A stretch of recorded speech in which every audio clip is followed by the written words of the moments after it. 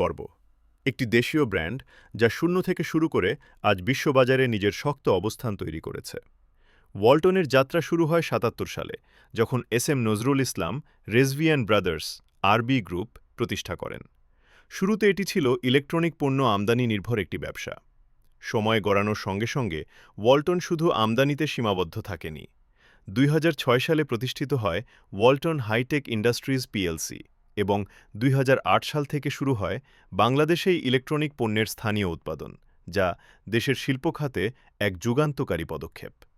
আজ ওয়ালটন উৎপাদন করে refrigerator, air conditioner, television, mobile phone, laptop and computer, home and kitchen appliance. ২০১৭ সালে ওয়ালটন চালু করে বাংলাদেশের প্রথম কম্প্রেসর ম্যানুফ্যাকচারিং প্ল্যান্ট, যা দেশকে প্রযুক্তিগতভাবে আরও স্বনির্ভর করেছে।